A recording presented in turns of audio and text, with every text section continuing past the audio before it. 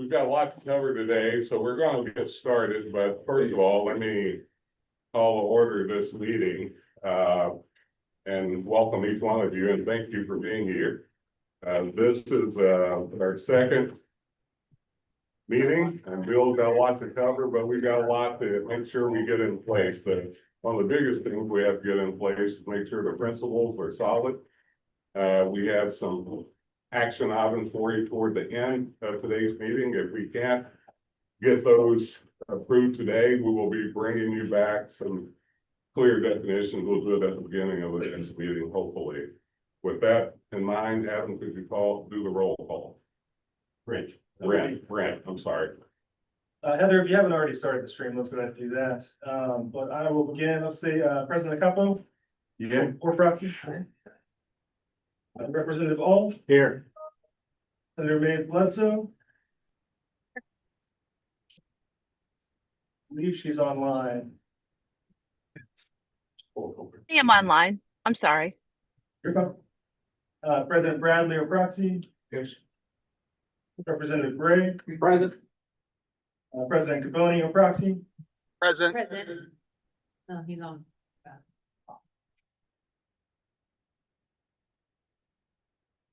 President Capilouto or proxy. Yes, present. Senator Gibbons. Here. Mr. Hicks. Here. Representative McCool. Here.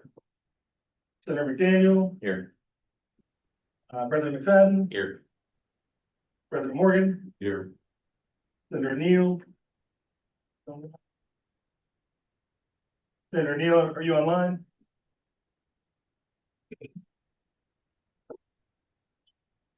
Okay.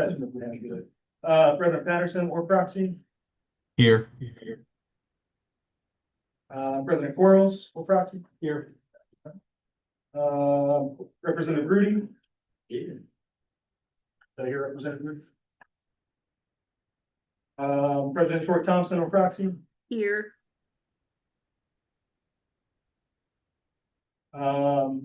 President Thompson, I see you. Please say here. Here. Representative Tipton. Here. And Senator West.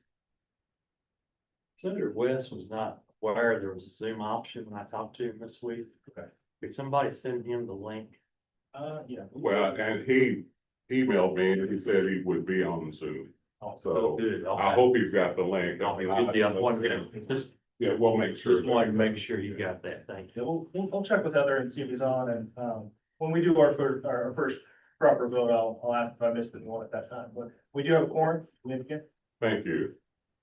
I'll take a motion for the adoption of the minutes. Then if you have any additions, you should have those in your meeting notes. Make a motion. Got a motion, do I have a second? Second.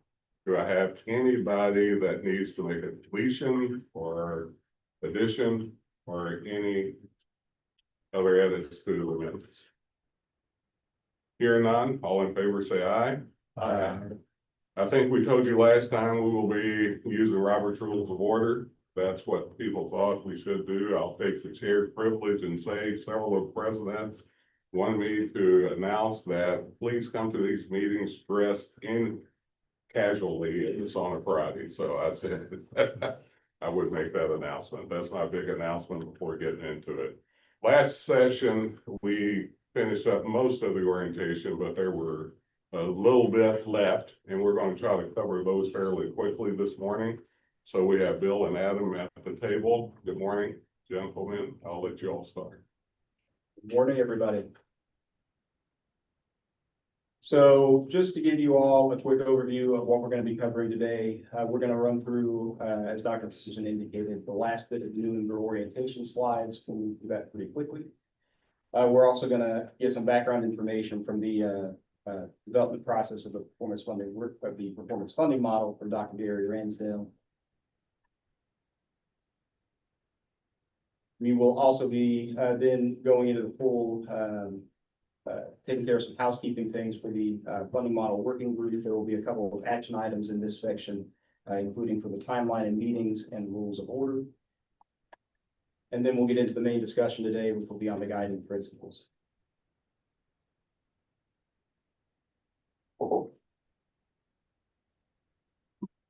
All right.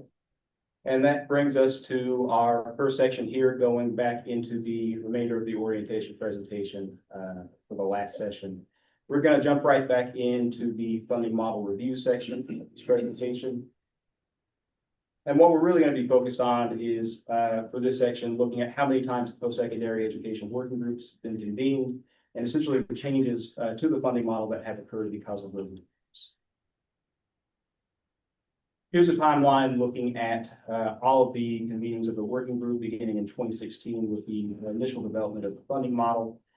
But in 2020 and 2023, we had the formal reviews for the performance funding model. Those provided recommendations for revision to the models for KCTCS and the university model. And then in 2024, we had an additional convening of the work group specifically to define underrepresented students in both the university and KCTCS models. And Adam, I think most of the work group members know the reviews in 2020 and 2023 were the 3-year comprehensive reviews required by statute. The review in 2024 was off cycle, but it was a special review that's called by the General Assembly. Oh. No, I need that switch gets in, okay? So getting into the actual changes of that working group, the 2020 working group probably made some of the most foundational changes in terms of changes to the funding model since its implementation with the establishment of the general fund floor or base level support for each post-secondary institution, which coincided with the discontinuation of stop-loss carve-outs, which were contributed by institutions to the performance fund for redistribution each year. Additionally, it required that general fund appropriations for performance be recurring to the performance fund and not the institution, which effectively meant that going forward, any funds appropriated to the performance fund would be provided by the General Assembly, and that any funds distributed would be recurring to that performance fund and not the institutions directly. And I probably should interject here. Before that, there was no new funding. As a matter of fact, any money in the funding to be distributed was money carved out from the institutions that came out of the 16-17 working group. So this was a huge move because we had institutions losing money when they had spent 9+ years to get the cut, and that didn't end up being in a good space. So this was a big foundational change. Exactly, and we'll see that in one of our tables as well as we get through some of these slides here. The 2023 working group recommended 6 changes to the university funding model. Those include 3 of the bigger changes being the increase in the premium for low-income bachelor's degrees awarded, the addition of the new adult learner metric to the model, and an increase to the small school adjustment for KSU and Morehead State University.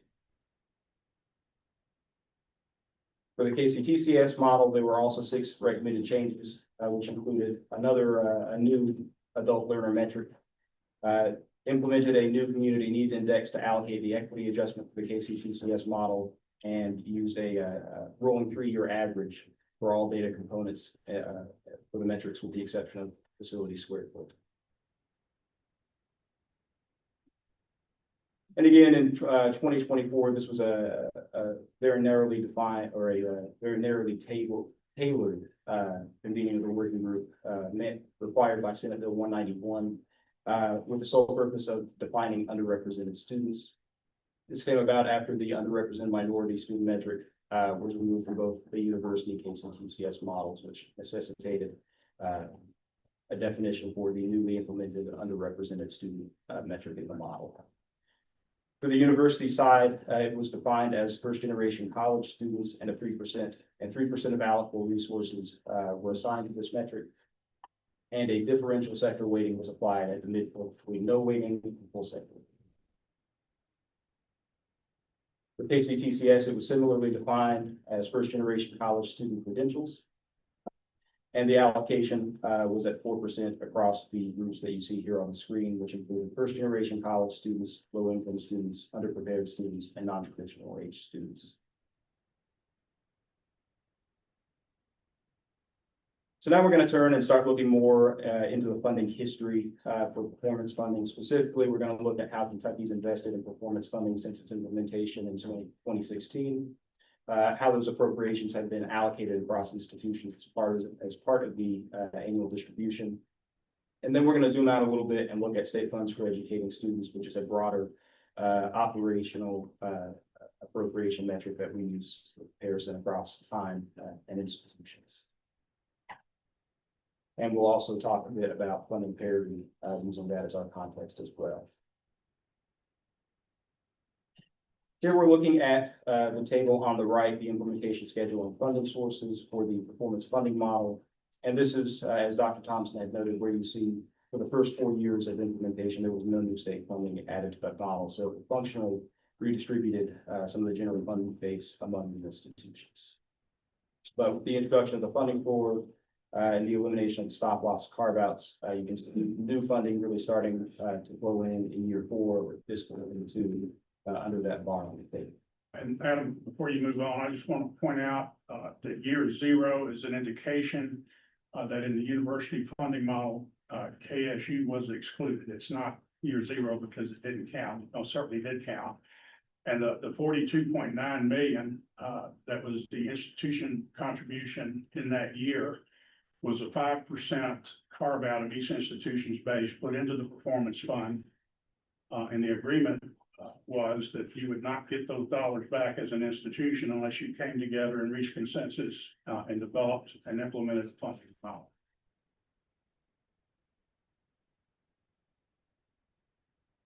Thank you, David. So this table is now showing us the distribution, performance fund distribution by institution for fiscal 23 through fiscal 27. And you can see with the first really significant allocation of state appropriations to the fund in fiscal 23, there we move forward up to $115 million, which is what has been appropriated to the performance fund for the last couple of years. I think also in fiscal 28 through the budget. But despite the increases in small school adjustment, KSU and Morehead State still received virtually no funding, of course, with the exception of Morehead State in fiscal 25, who received $214,000 as their distribution from that model. As a point of clarity for the group on that number, Bill, the initial funding that was allocated from the base represents what, about 38% of the total pool.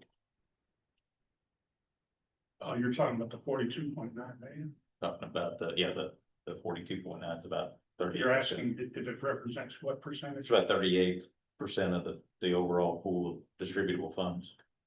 Well, in that year, the 42.9 million was all that. I mean, current year. Oh, I see. Yes, yes, you're correct. Adam, could you go back to the last slide just for me?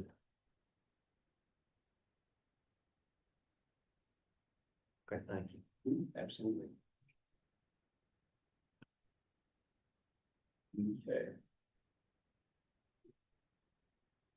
All right, and now we'll kind of broaden our discussion very briefly to look at state funds for educating students. And again, this is essentially a unit of measure that we use to make funding comparisons across our institutions over time. And what this is functionally looking at state appropriations that are unrestricted for institutional operating purposes. The way we get that is we start with the general fund appropriation, we back out the restricted fund sources, so that's debt service and mandated program funding. And then we add back in for a given fiscal year the performance fund distribution. And I would just point out, Adam, and this is going to be an issue in subsequent meetings of this working group. The general fund, minus debt service and mandated program funds, that's what we refer to as the adjusted net general fund or formula base for performance funding. Those are recurring base dollars to the institutions. But starting in 2020, 2021, with the establishment of that funding floor, from that point going forward, the performance fund distributions, rather than being rolled to the base of the institutions that earn those funds, have been non-recurring to the institution. So that's going to be something that's going to be a topic of discussion in subsequent meetings. But when we also apply to this measure enrollment, so typically we'll look at this also in terms of per FTE, so state funds for educating students per FTE. which allows us to get a little more, into the conversation about funding parity, particularly because it accounts for differences in enrollment size across the institutions.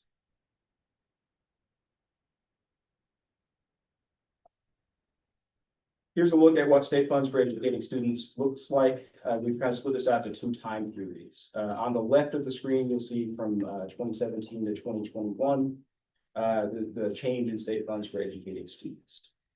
And over this period, due to the lack of funding and general campus carve-outs related with the performance funding model, pretty much across the board with the exception of 3 institutions, there was a negative $1% change. The majority of our institutions in terms of their unrestricted state appropriated operating funds. When you move over to look at the right, it tells a very different story here. That's with the removal of the stop loss carve-outs, the adoption of a funding pool, and then of course, fundamentally, the infusion of new performance funds and inflation funds for our post-secondary institutions. And you can see the table to the right, some of the most significant increases with UK seeing an increase over this period of 29.7%, 20.5% at U of L, and more modest increases at KSU and Morehead State, 6.1% and 5% respectively, being their increases for this period.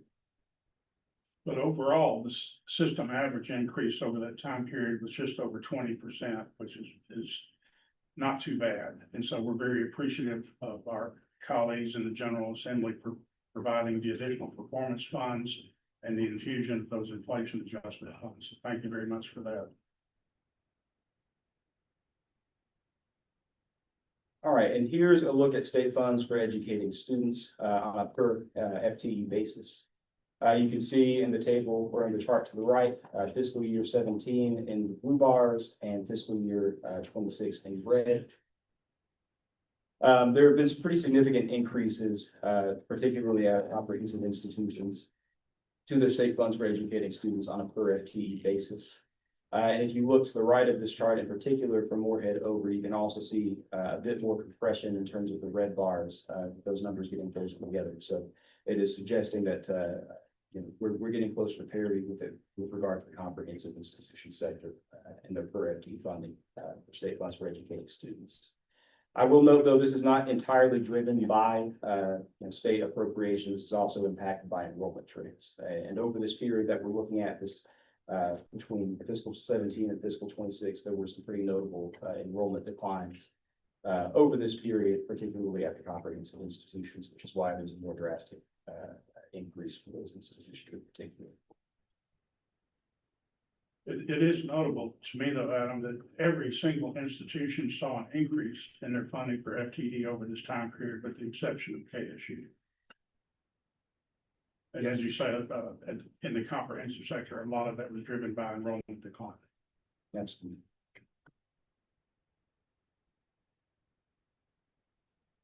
So now we're going to get into the current status performance funding model. And really what we're going to be focused on is looking first at the most recent distribution from the performance fund for fiscal 27. We'll compare that to the distribution for fiscal 26 as well. And then we'll also turn and look at some of the tools that we use to essentially evaluate and review every year that we run this model, including what we call the performance metric scorecard. We'll also get into a bit about the alignment between the outputs produced and funding through that discussion of the scorecard in particular. We'll run through this part pretty quickly. Most are probably pretty familiar with this by now, but this is essentially the composition of the performance funding model as it stands today. On the left, you see the metric pools, excuse me, not the metric pool, the component pools in that pie chart there, which essentially is showing that 40% of the model is allocated based on student success outcomes, 30% on course completion outcomes, and then 10% each for maintenance and operations, institutional support, and academic support. We'll also see these metrics again when we turn to the scorecard. I won't belabor these, as I know in the interest of time, we can get to the remainder of this presentation. But here's a quick look at the most recent distribution from the performance funding model. Again, $115 million were appropriated for the fiscal 27 run. CPE staff ran this model and certified it to OSBD earlier this year. And this time around, 6 universities and KCTCS did receive a share of the 27 distribution. And of course, KSU and Morehead State still did not receive any additional distribution from the performance funding model in the most recent fiscal year. All right, here we are comparing that distribution to the year prior distribution, so fiscal 26 and fiscal 27. And what we can see here is that between these two distributions, 3 institutions did receive or increase the amount of their distributions, those being UK, EKU, and KCTCS. It's really important to note here, though, that KCTCS, that increase is pretty small, but they're always going to have about 22% of their total allocations of the performance fund. That's simply because it's allocated across those sectors based on their share of adjusted net general fund. That's Bill's. And that's defined in statute. But again, we see here, even the year prior, there was no additional appropriation for KSU or Morehead State. But since the total distributed stayed the same across these two runs, pretty much held constant at $115 million. What you see here in terms of the shifting in funds is primarily driven by changes in outputs for the state institutions. Of course, with the exception for the University of Kentucky, where they saw about a $500,000 budget reduction in the 26-28 budget. The model, we estimate that the model contributed an additional $310,000 to compensate for some of that reduction that they saw in the actual budget. So.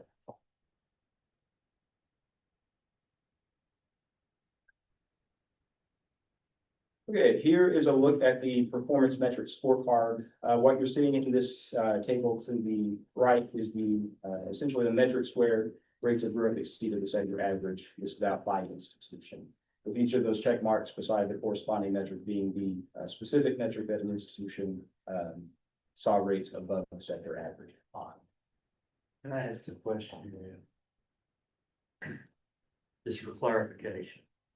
On these metrics, are these comparisons between universities or comparisons between a particular university and their growth right here?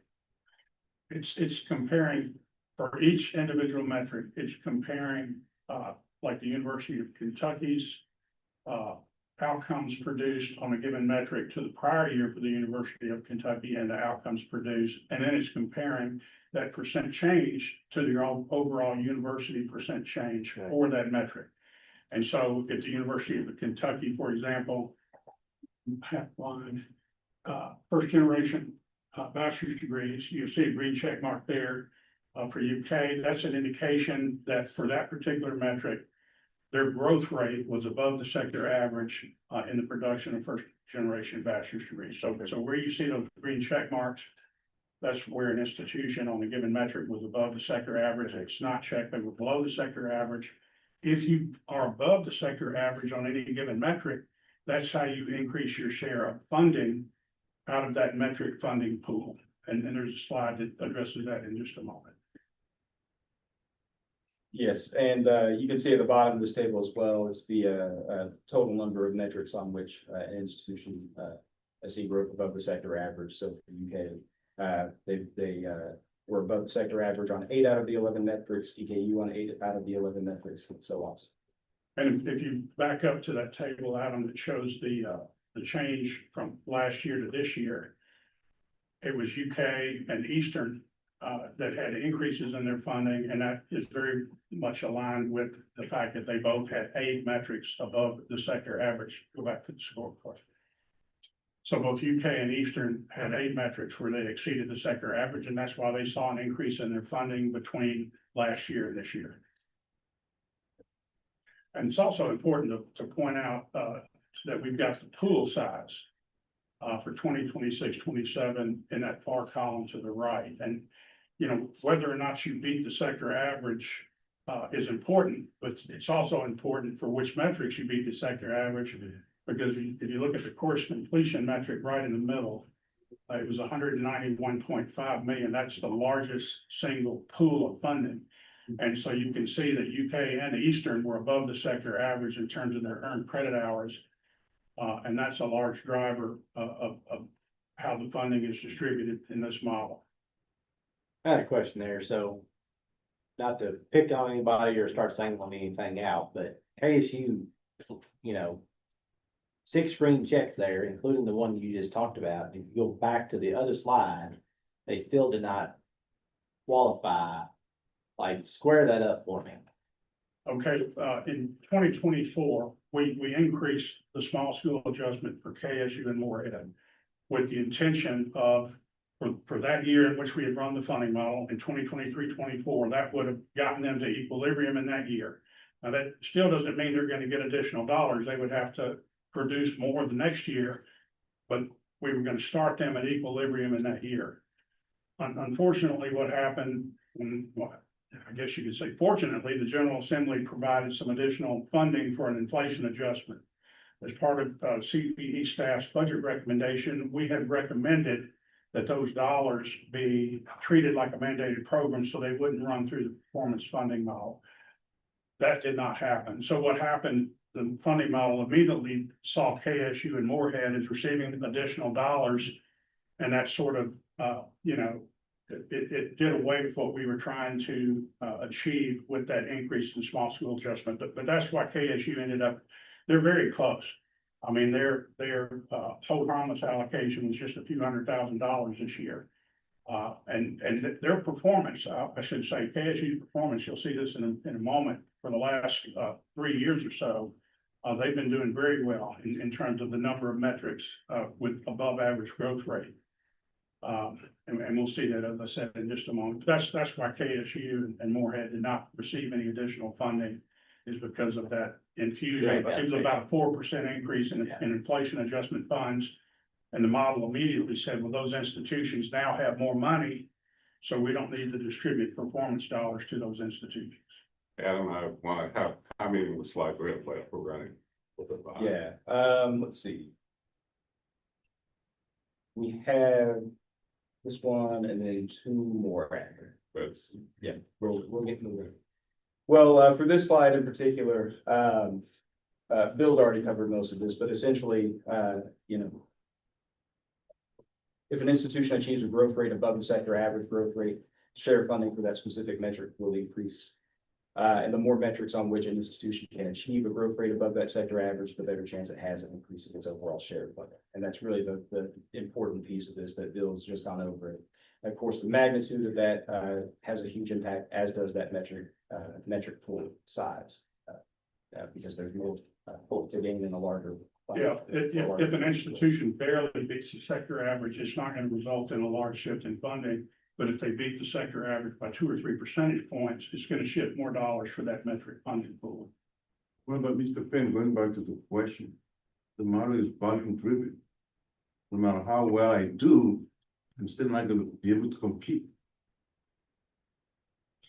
Well, part of the reason for that, though, is that number one, KSU has an extremely small enrollment and probably should have had a larger small school adjustment to begin with. And that's something that President Thompson, when he was at KSU, lobbied for. CPE staff has lobbied for that the past couple of funding model reviews.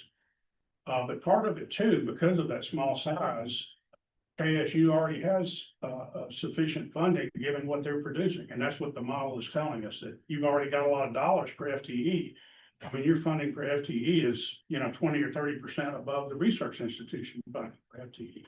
But again, a lot of that's driven by your small size.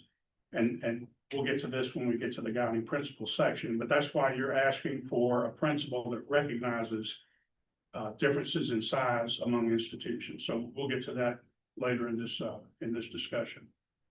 And I'll get us moving through this pretty quickly. I know we need to go ahead and move on to the next section, but this is essentially a look at that metric scorecard over time. You can see essentially between 2019 and 2027, UK and UBL really consistently had the largest number of metrics growth rates above that sector average, but other institutions have had periods where they've gotten quite a bit of traction with that as well in terms of the metrics above sector average. And if you look at KSU, the green bars in the center, you can see that improved performance at KSU that I was speaking about. They're above the midpoint 3 years in a row, so they're doing very well. But this is, what you're seeing now is a chart showing the share of state funds for educating students by institutions, for fiscal year 17 through fiscal year 27. You can see, over this period, two institutions, UK and NKU, increased the proportionate share of state funds for educating students, and declines were fairly consistent for most of the other institutions, with Moorhead having the largest decline here. But really, the important part to emphasize in this chart specifically is that the shift in funds over time has been very gradual, which ties back to one of the principles that will be discussed today. That the shift in- And it's very interesting to me, Adam, that University of Louisville, Eastern, KSU, Murray, and Western all had the same percentage point decline. Half a percentage point. So it has been very gradual. Yes. And that will conclude the remainder of the organization slides. Thank you, gentlemen. We'll bring you all back here later. What I will do is ask us if we can keep some questions till toward the end on some of these items would be great. We're gonna welcome, by the way, if you're on the screen, I've been asked by the law that was passed by the General Assembly that you keep your screen and your camera on, if you're on video. Gary, would you like to take the center spot up at the table, or Dr. Ransdale? This is a gentleman, I'll introduce him as he comes to the table, someone who I've known way too many decades. That just says more about his age than mine. But you all know Dr. Ransdale, who was obviously president of WKU for many years after he retired in 17, right, Gary? That's correct. Went to semester at CE, went to Denver, headed that program as president.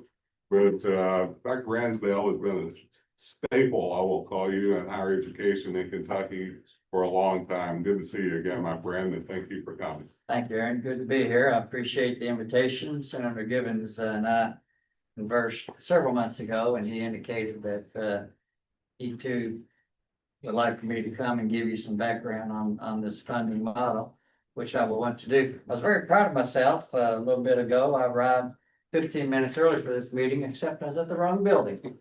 And it's that building a lot. Didn't know you'd moved buildings, so sorry about being a few minutes late.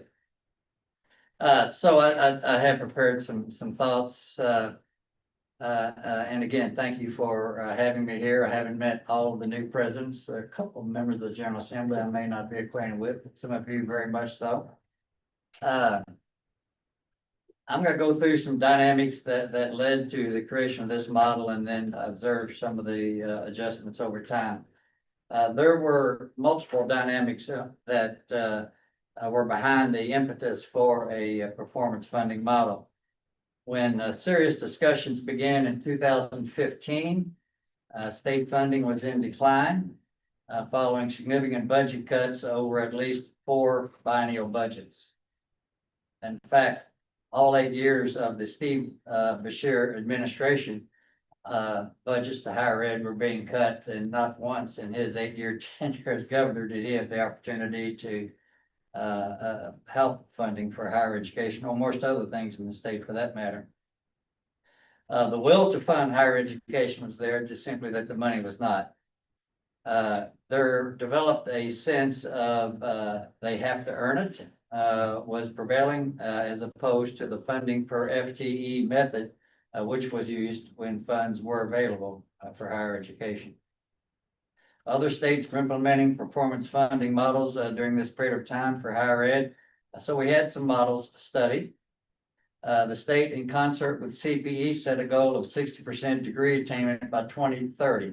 And that was the overriding principle behind the funding model, was how do we get degree attainment up to 60% by 2030.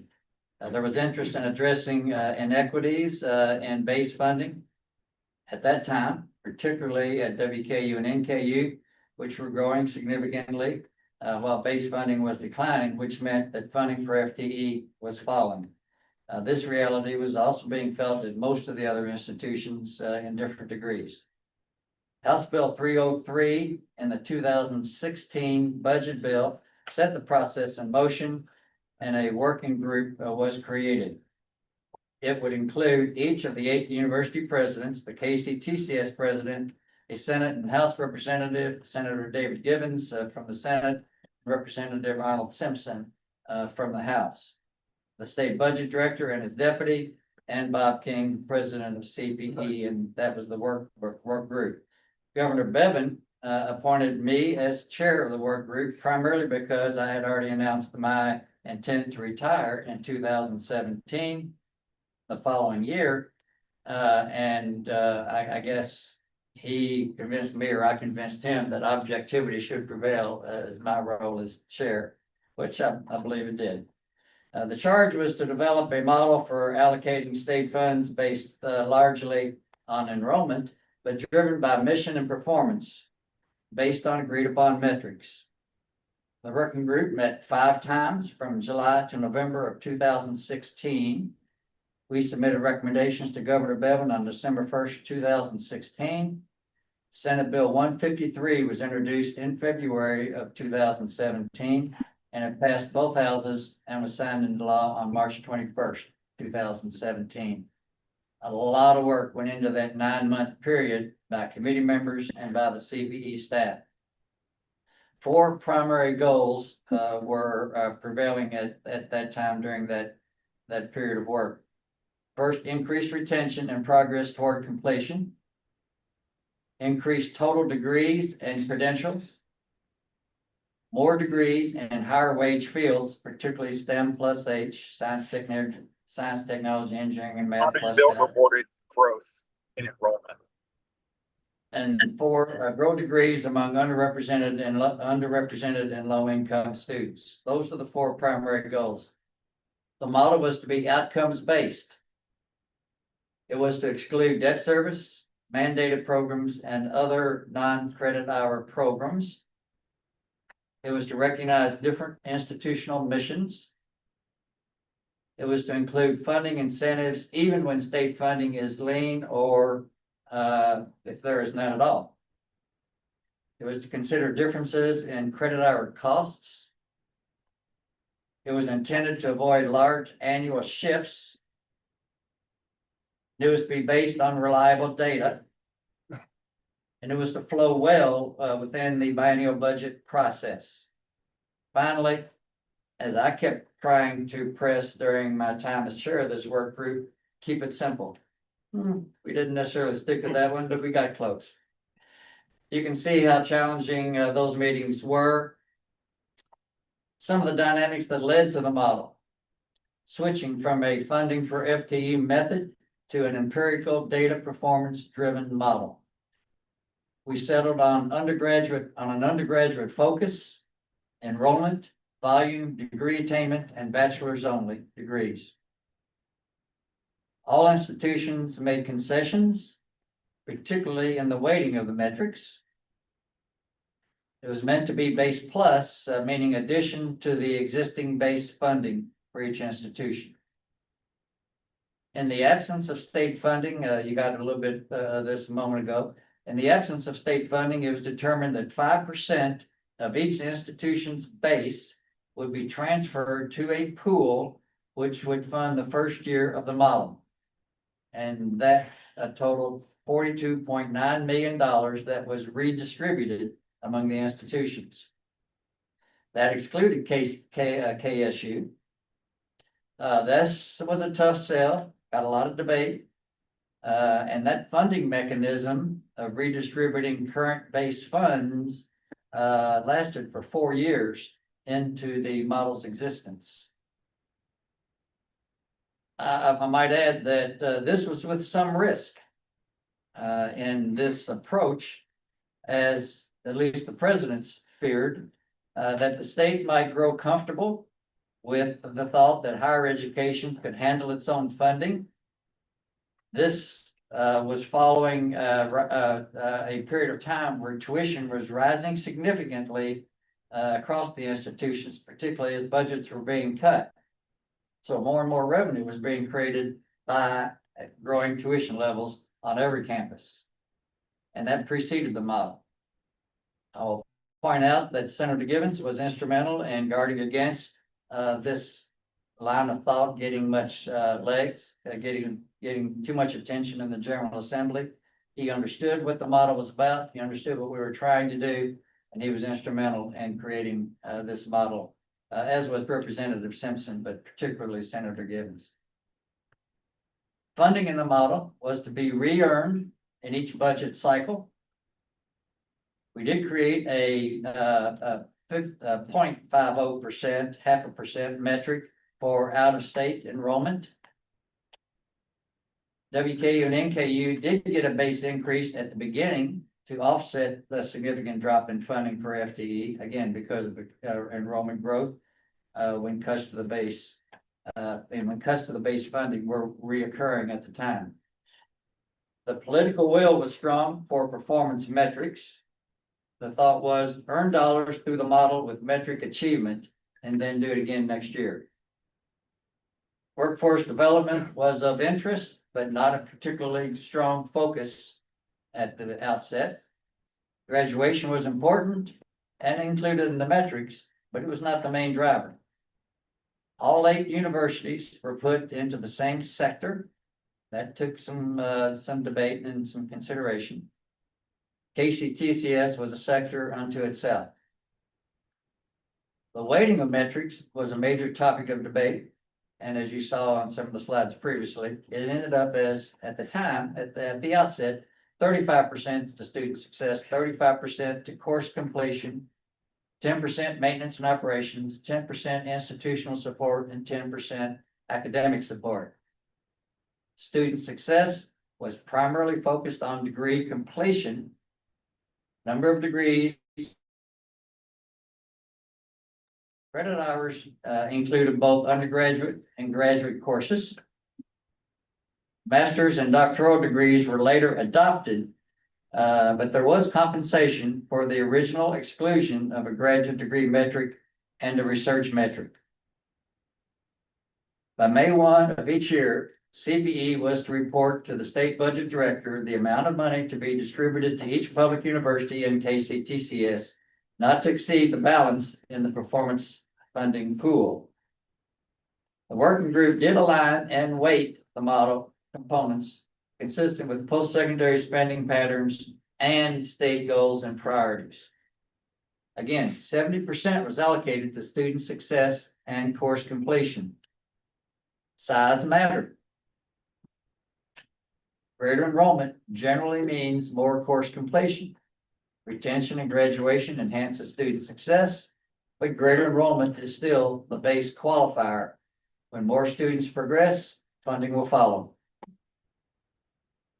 Considerable research was done by the working group and CPE to learn what metrics were being used in other states where performance funding was in play. It got to be a bit more complicated than originally intended, as the metric for student success eventually was divided by progression. 30 hours, 3%, 60 hours, 5%, 90 hours, 7%, total bachelor's degrees, 9%, STEM plus H, 5%, underrepresented minority bachelor's degrees, 3%, low-income students, 3%. That totals the original 35% for student success.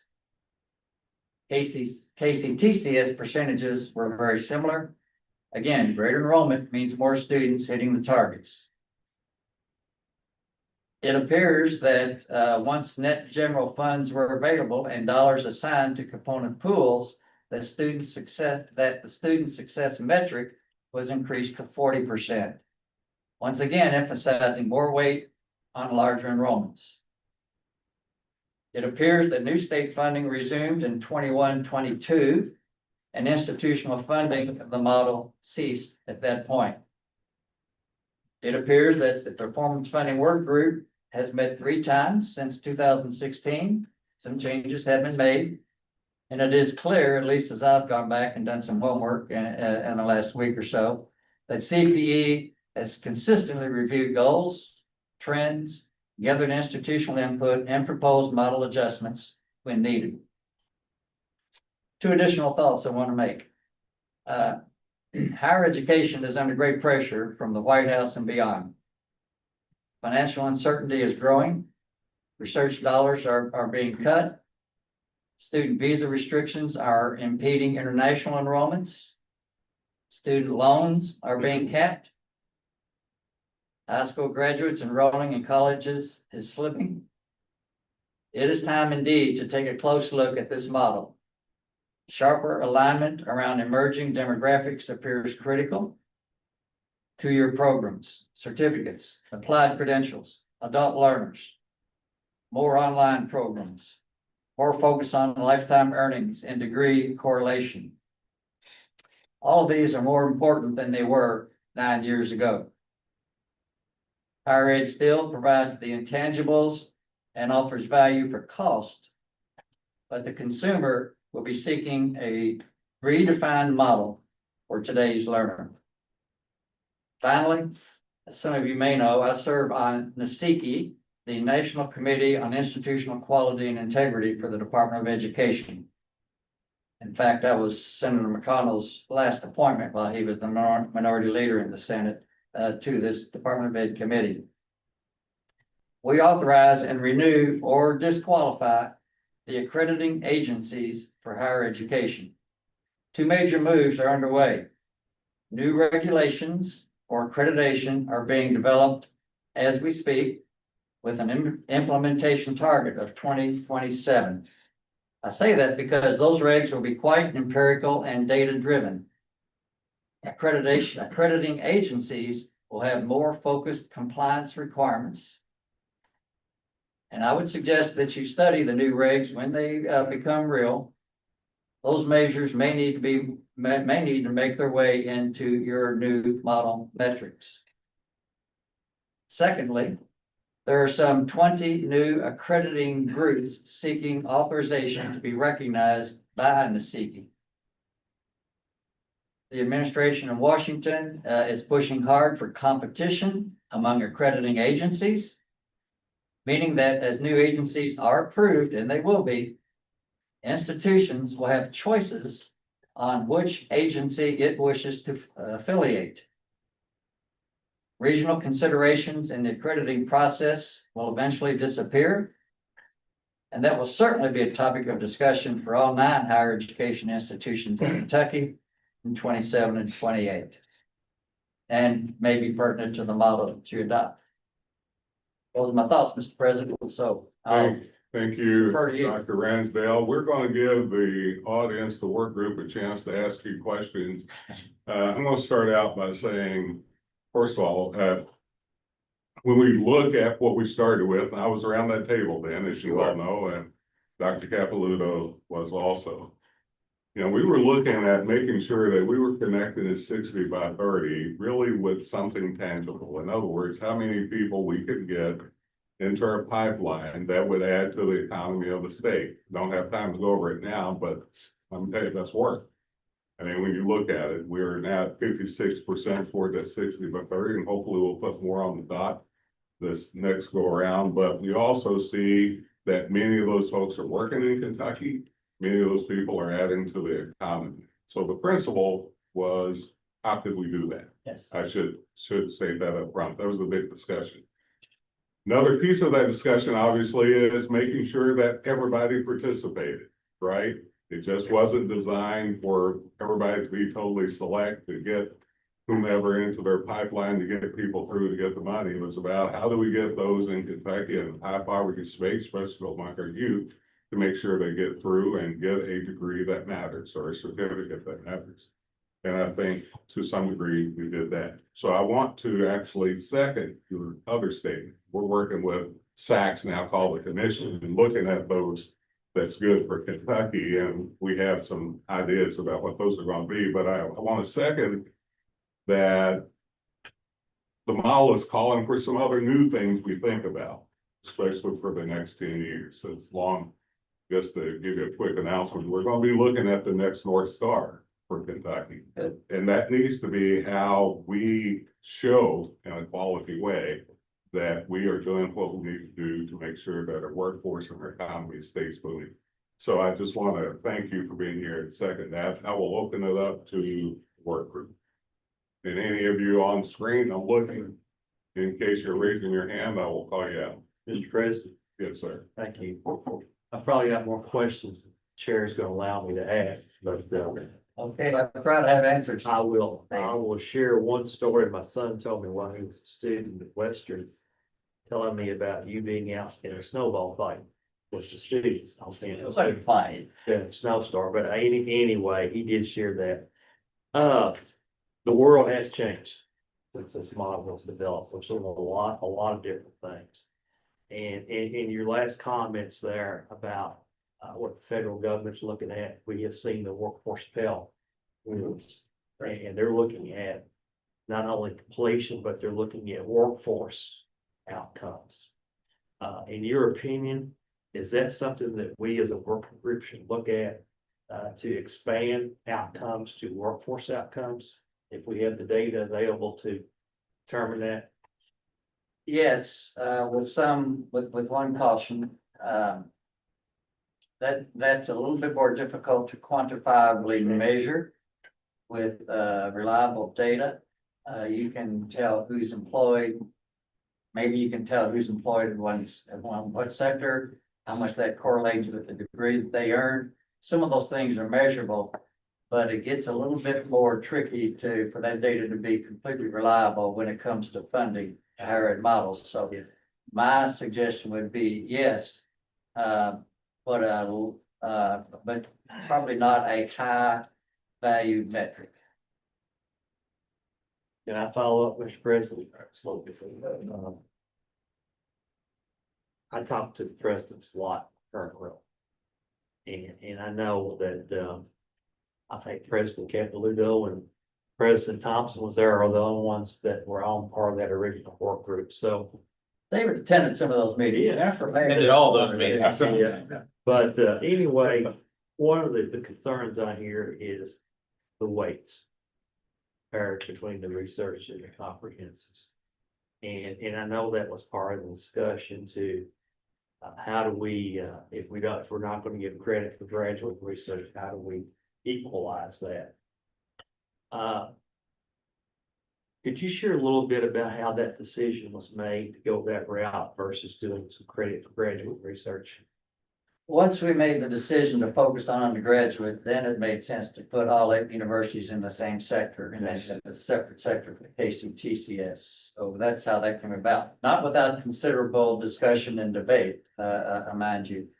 But I would suggest that going forward for the next 10 years, that graduate, there probably needs to be a graduate metric, master's and doctoral degrees. Most of the institutions now have doctoral degree programs. Yeah.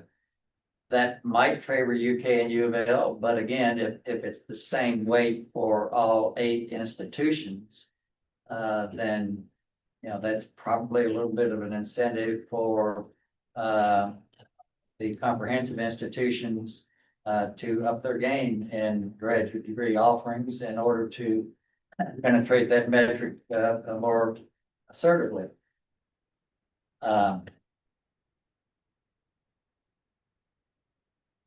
Again, we were trying to keep this as simple as possible, something that we could take to the General Assembly without having to have a 3-hour explanatory session.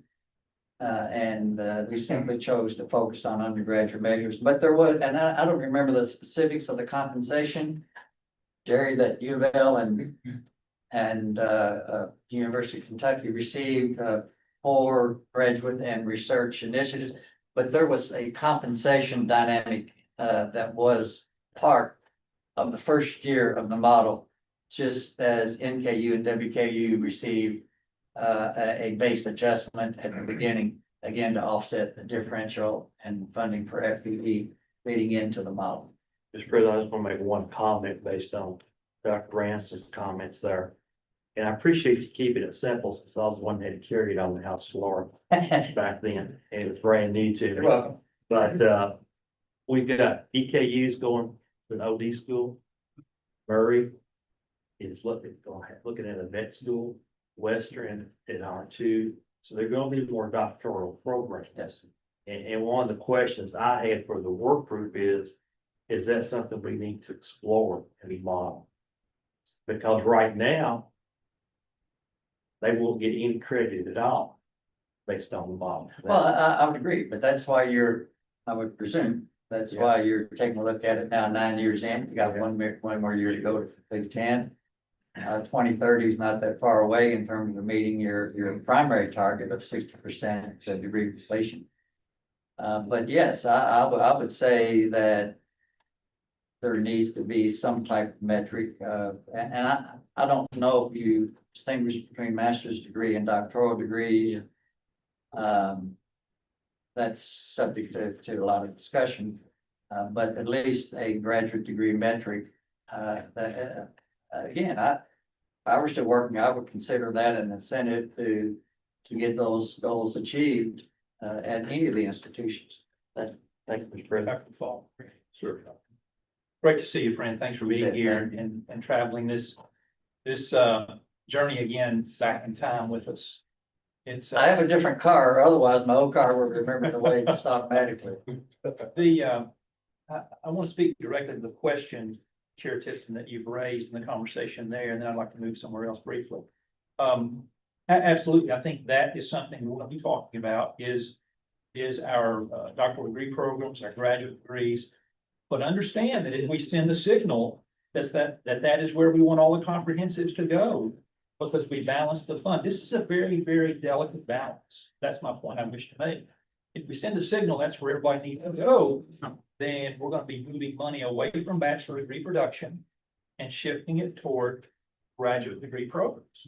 And maybe that's where we end up at the end, but let's just know that you can't keep your cake and have it too. It doesn't work both ways. So share that thought early, because the tension is always going to be there. Don't do it at the expense of the undergraduate performance. Sure. The tension is always going to be there, and that's what the metric is that's what the model is supposed to help us navigate, is that the tensions between those places. Each of you in the room have said or will say something over time that impacts how I view this process and the work we do here. And almost all of it is positive. I take little bits from all of you as I try to assimilate where I think we need to go and where we should go. And something you said well before we ever started the performance funding conversation, and stuck with me and motivated me to want to lean into this space along with the help of so many others. And this goes without saying, but it's worth saying and reminding ourselves. You said years ago to me, maybe I can increase enrollment. It's easy for me to increase enrollment. I lower the standards to get students in. I let them gain all the debt they can gain. I can't retain them. I can't progress them, but I can sure enroll them. So if you want to build a model around enrollment, hey, we can all do that. That was an early warning to me that we had lots of pieces in this puzzle to try to get right. So for all the things that we say we need to twist or turn or change, we've got a lot of good coming out of the work that we've done. It continues to be something I think we build on. That's a conversation we'll have for later. My quick question to you, thank you for the latitude. As you look at the landscape of other states and what they're doing in this space, who's making bad mistakes and what are they? And who's continuing to move forward in a positive way? It's impossible for me to answer that because I'm not aware of what other states do. And I will say that yesterday I received a call from the president of an institution in another state who had learned that I was going to do this today. Not sure how. And he asked if he could get a copy of this model. And because that state does not have a performance funding model. And that particular institution wants one. So I guess it was okay to say, sure, I'll get that to you. But David, I don't know what other states are doing, or who's doing it well and who isn't. I mean, I would have to go back and do some homework as we did 2016. I can answer. Great. We have consultants coming in and tell us that. We have that information coming to let you know. And don't want to jump in too much, but I want to say though, Kentucky has become the envy. Our graduation rates are up, our retention rates are up, our attainment rates are up, our debt's going down, lowest tuition in the history of the state. So there's a lot of stuff around this that I think we have to be careful of. Our enrollment, we've been number 1 or number 2 in the last 4 or 5 years, an increase. Now, do I think that's going to be mitigated? I think we'll have to talk about this. The other thing I will offer, CPE, we've got a lot of good folk here with data. We have KY stats. We can do predictive analytics about what kind of degrees that it's going to take to keep moving Kentucky forward. I would just pose the chair's privilege in saying we can't forget the undergraduate degrees, because that's going to be the one both at the 2-year level and at the 4-year level that's going to really drive the engine heavily. Do we need graduate degrees? Absolutely. So I would just throw in whatever the discussion is about. Our data are showing that you can't forget the future around what we need in graduate. And I would say that, going back to your enrollment thought, yes, I remember that conversation, Senator Givens. I would say now in 2026 that enrollments can still grow. Challenges is significant because the populations are in somewhat decline of high school graduates and high school graduates enrolling in college. But enrollments can still grow, but there do need to be admission standards. And whatever those standards are, each institution has to make those choices as their own academic community. But if you have admission standards, enrollments can still grow. I had a conversation Monday afternoon with President Capilouto, and he shared with me that on his campus, everybody knows, from the highest ranked member of the faculty to anyone on the grounds crew or custodial crew, they know that enrollment within our standards, but enrollment, recruit. And that's my opinion, why UK has performed quite well with this, within this model. Because that drives up all the other metrics. Most of the other metrics. That's why it's a volume still. It is a volume-based model for the most part. Institutions that have lost enrollment haven't done as well.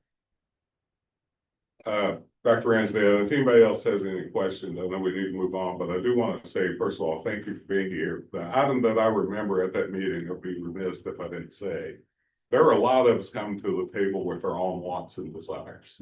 I was one of them, right? I wanted the 25% small school adjustment because I knew it was going to be a volume-based model.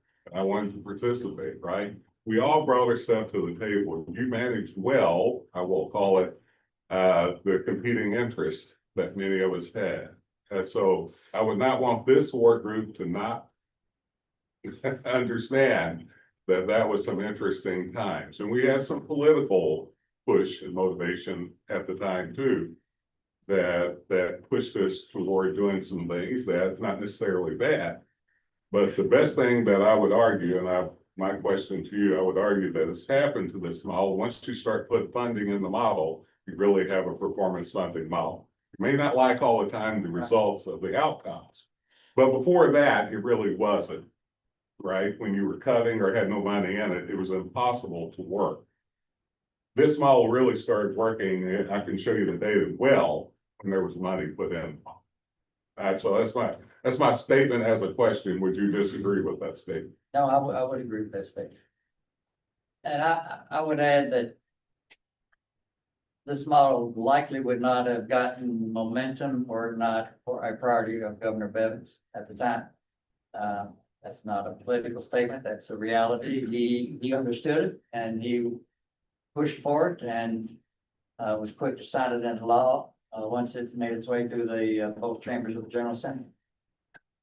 Thank you, sir. Anybody else have any questions for Dr. Ransdale? Yes. I don't have a question, but I'll just make a comment that we would not have been able to develop this model, and it would not have been as successful as it has been over the last decade. I know Bevan, was the political leadership, but we had a really strong share of that working group, and your efforts were much appreciated. Very much. Thank you, Dr. Ransdale. Appreciate you coming. Bill and Adam or Greg, whoever's coming to the table, we're going to give you some hints. We've got some action steps to take, so we're going to ask you all to push through this next fall. Good morning. Got a few procedural things that I'm going to cover. and we'll move through these pretty quickly. Also, as Dr. Thompson mentioned, we're working with a consulting group called HCM Strategists. We're gonna have them on briefly to introduce themselves.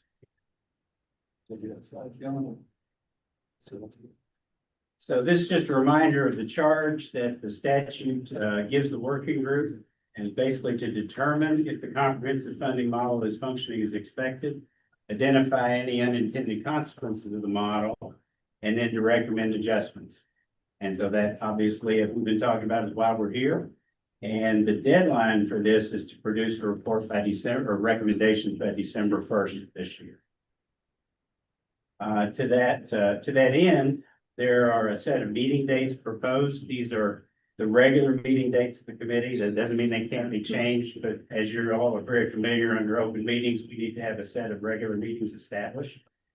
And so this kind of takes us up to December 1st, and I believe this requires action of Dr. Thompson. It does, and before I make the motion or ask someone to make a motion, I will say though that we know that not everybody can fit into all of these, but we have to do this under the rules of order. So we are voting on these. Can I actually have a motion made by a member of the work group? Motion? Second. A second by Dr. McFadden. All in favor, say aye. Aye. Thank you. And then we have, you want to talk about the. I'm waiting with the slides to come back up. Got a couple more things.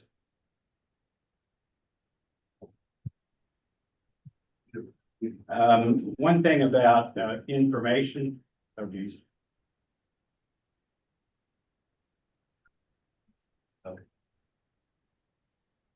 When we're having a central point of contact now for the group for any information requests, and that'll be Reagan Satterwhite. You're familiar with Reagan. We've been getting emails from her about these meetings, and she's been the contact. So any requests for metric data, data analysis, or anything like that should come through Reagan, and any requests and responses will be shared with the entire work group. And now, I believe Will Carroll is on, and he is the lead with HCM Strategists, and they're going to take just a couple of minutes to introduce themselves. And as we talked about in the next meeting, they'll be giving us that national perspective that Senator Gibbons and Dr. Ransdell were discussing a little earlier. So Will, are you? Yes, can you all hear me? Okay. Well, let me ask you before you start, did I take a vote of order on the last? Did a voice vote. Okay, I couldn't remember. I got a first and a second. I knew if I completed it or not. Go ahead, Will. All right, great. Well, good morning. Really good to be with you all. I'm Will Carroll. I'm a principal with HCM Strategists. We're a national consulting firm. We've been in operation actually for about 18 years now. This slide is now, I guess, about 3 years old. But we work across post-secondary education, career-connected learning. And I would say that really the bulk of our work is helping states develop policies that really maximize the impact of higher ed as an engine of economic mobility and opportunity. And most of that work, that work really spans the policy spectrum, but a lot of our work really does land in the finance space, helping states develop funding models, financial aid strategies, et cetera, that advance the state goals and improve affordability and outcomes for students in the state. So if you can go to the next slide. We have been working in over 30 states now on funding formula work. We have done kind of the soup to nuts work with states from sort of helping design and lead and facilitate large commissions to sort of just smaller behind the scenes technical modeling. And like we will be doing in this case, we also do a lot of the bringing the best practices from the landscape. What are the options, the ways that states approach the questions that you all are going to grapple with? So that's going to be our role. You're going to hear a lot more from us in the next meeting and sort of the landscape of different funding formulas across states. Just sort of wanted to take a second to introduce ourselves. On the next slide, you'll also see sort of the team that's going to be supporting the work over the next few months, led by the partner Martha Snyder, who's been doing work in outcomes-based funding and funding formulas in states for almost 15 years now. This is me. And the team, Tom, Rachel, and Katie Lynn will be doing a lot of the supportive analysis and work as well. On this team, you have decades of federal, state, and institutional experience on higher ed finance. So we're excited to work with you all. We have a good longstanding relationship with President Thompson and CPE. So looking forward to helping you all as best we can. Thank you, Will. Thank you. We were able, CPE, to secure grant funding, by the way, to help us with this. So thank you, Will, Martha, and everyone. We look forward to working. I've worked with these folks a lot in the last 15 years or so, 20 years. So wonderful. I appreciate y'all being a part of our team. All right, a couple more things. This is a listing of materials that we're gonna have out for you over the next week, and we'll have links to these documents that Reagan will be sharing with you. And it's just give you, to have these tools available and this information available for you when you need it as we kind of move through the process. And finally, as Dr. Thompson mentioned early in the meeting, I think Robert's Rules of Order is the preferred method. There one change. Typically, Robert's Rules requires an affirmative vote of the majority of the members present. I think this one change is that it would require an affirmative vote of 11 voting members, so actually the entire quorum. And other than that, it's pretty standard, and I think this also requires a motion and vote. Yeah, that's correct. We'd like, and Brent, you call the roll. Once we get a motion in a second, and after any discussion, we'll do a roll call vote on this one again, since we're doing something a little bit different than standard Robert's Rules of Order. Okay, can I have a motion to adopt? Yes.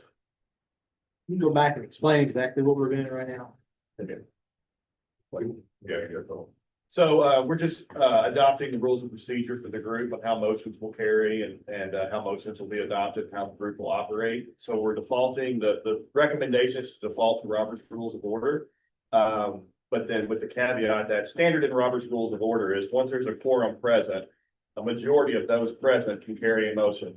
Considering the nature of the work here, we want to make sure, we think it's the best practice to make sure that a majority of all voting members can carry a motion. So for example, if there's only 11 folks here, we don't want 6 people to be able to carry a motion to develop something for the work group. So that's all we're doing. We just want to make sure this is so important that everybody, we're probably never going to get to consensus on every item, but we think that the majority of the total group should be the decision maker versus The majority of those present. Yeah. Gotcha. If that makes sense, I'll take a motion from the floor. So moved from Dr. Bradley. Do I have a second? I'll second that. Second, Representative Tipton, and Brent, you're gonna call the roll. Yes. President Coppola. Representative Hall, Yes. Ms. Bledsoe, Ms. Bledsoe. Yes. President Bradley, Yes. Representative Bray, Aye. President Caboni, Yes. Angie Martin. Yes. Senator Gibbons. Yes. Mr. Hicks. Aye. Representative McCool, Yes. Senator McDaniel, Yes. President McFadden, Yes. President Morgan, Yes. Senator Neal, Yes. President Patterson, Yes. Mr. Kilburn. Yes. Has Representative Rudy joined us online? I believe he's present. He's not present. Still on here? I just wanted to make sure I didn't skip over him. President Short Thompson, Yes. President Thompson. He's not voting now. Oh, that's right. You're not. My mistake. Representative Tipton Yes. and Senator West. Yes. All right. You just passed? Motion carries. Thank you all. Appreciate it. Brent, Bill, we're gonna turn this over to you and Greg now to guide us through The guiding principles, let me tell you, you can hold your questions until toward the end. If we can get this done today, we want to, but if not, at the beginning of the next meeting, we will for sure get it done early. Well, and in the interest of time, Thompson, I'm going to skim through some of this information that work group members can read on their own. Hopefully, they already have read it, so I'm going to be very brief. Well, this is the guiding principle section, and in this section of the program, we're going to share the current guiding principles. We're going to share some responses to a funding model survey that was sent out at the end of June and responded to by the campus presidents. Specifically, two questions. Do campus presidents feel that there should be any suggested changes or deletions to the existing guiding principles? And do they have any proposed new principles? So that's what we're going to be covering in this section. And we're going to turn it back over to President Thompson for some discussion. We thought it would be helpful, starting with definitions of what is a principle and what is a goal. And you can see that on the screen there. Principle is a broad foundational rule for value-oriented guideline that identifies items for consideration during funding model development or review. And it defines how the model acts once implemented. A goal is a finite outcomes-oriented target to define what you want to achieve through the operation of the model. And of course, our focus today is on the guiding principles, but we will probably address the goals for the funding model at a subsequent work group meeting. In terms of the current principles, we've got 4 slides that contain those current principles. And these were the principles as developed in 2016. They were reviewed in 2020 and in 2023, and no changes were made at that time. And again, in the interest of time, I'm going to just sort of skim through these. But basically, we had indicated back in 2016 that the model should be mission sensitive. It should be outcomes based. It should be completion driven. It should be easily communicated, reasonably stable, sustainable. It should be data driven, flexible. It should allow for appropriate exclusions, and it should be efficient. And again, on each of those slides, you've got the actual verbiage for those specific principles. You also should have a 3-page document at your desk that has a list of those current principles and verbiage for those principles. And that will be a good reference to use during the discussion part of the program so that we don't have to be flipping back through slides. As I indicated, on June 30th, CBE staff sent a funding model survey out to campus presidents. 2 of the questions in that survey had to do with guiding principle. This chart on this slide has to do with question 24, and you can see the question highlighted in red there.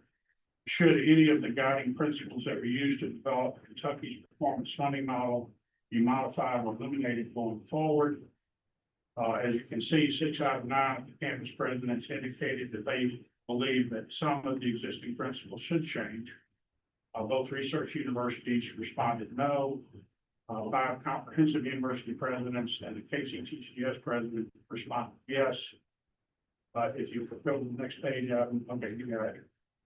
You see a repeat of question 24 there with the yes and the no check boxes, but there was a part 2 to question 24. We asked the institutions if they responded yes, please identify any suggested changes or deletions to the guiding principles for work group consideration. What follows in the next 5 slides are the responses to question 24, both parts 1 and 2. And as you can see, looking at those responses there, both the research institutions indicated no, they had no suggested changes or deletions. Go to the next slide, Adam. And then we went ahead and provided that part 2 for each of our institutions. And just quickly, so that you understand what CPE staff did, we went through all of those responses, and not all of the verbiage that was provided, but not all of the written responses provided by the institutions had anything to do specifically with a recommendation for a suggested change. And so we felt something with the general statement, you'll see a red circle with the GS. And we felt that something was making a suggestion to a change in model mechanics or metrics. We would use the indicator MM. Go to the next slide, Adam. And I'm gonna just give you an example. If you look at toward the bottom of the slide here, Morehead State University indicated yes, that we should have some changes or deletions to the model. But then here was their explanation. The model should clearly focus on graduation rates, not volume. The model should not focus on increased volume of degrees produced, but rather the percentage of students enrolled to graduate, i.e. retention and graduation rate improvements. Well, that is a great suggestion, but it's not the right time for it. We need to bring that up when we get into a discussion of model metrics and mechanics. So that is not a suggestion for a change in any of the existing principles. So if you would, just go ahead and flip through to the next chart. And I encourage all of the work group members to read these responses in their entirety for each institution. We tried to, for the most part, provide everything that the institutions gave us in terms of a written response. So question 25 is, should the 2026 working group consider any new guiding principles as part of their comprehensive review of Kentucky performance funding? 7 out of 9 campus presidents believe that new principles are needed. Only 2 university presidents at the University of Louisville and the NKU responded no. All of the rest of the presidents responded yes. Next slide, Adam. And again, it's the same format. You can see part 1 of question 25 repeated there. But then part 2, we asked the institutions that if they responded yes, please identify any suggested new guiding principles for work group consideration. Again, in the interest of time, I'm not going to read through each one of these individually, but we encourage work group members to read these responses. And we're going to go ahead and flip to the next section, Adam. It's actually going past about 8 or 9 slides, which is the action to establish principles. And I think this section has changed slightly. Let's see. Okay, this first part is the same. Based on survey responses, campus officials did not exclusively suggest any changes or deletions to the following principles. So there are 10 existing principles for 2016. There were no suggestions for changes for these 6. Completion driven, easily communicated, data driven, flexible, allow appropriate exclusions or efficient. Based on the survey responses, there were 4 suggestions. Changes were suggested for 4 principles: mission sensitive, outcomes based, reasonably stable, and sustainable. Next slide. And then lastly, here is the list of those new principles based on the survey results. And I will tell you, we inadvertently omitted one proposed new principle, and it should be right above that bullet on the right. This is institutional size, and that was a transparency principle. I will tell you that in reviewing all of these suggestions for new principles, there's a lot of overlap. One institution recommended predictability as a new principle. That could easily be closing in to build capacity. We have one institution that said there needs to be a fair opportunity principle, and someone else said there needs to be a realistic opportunity principle. Those are very simple. One institution has indicated, we need to, make sure that we have a principle that recognizes differences in institutional size.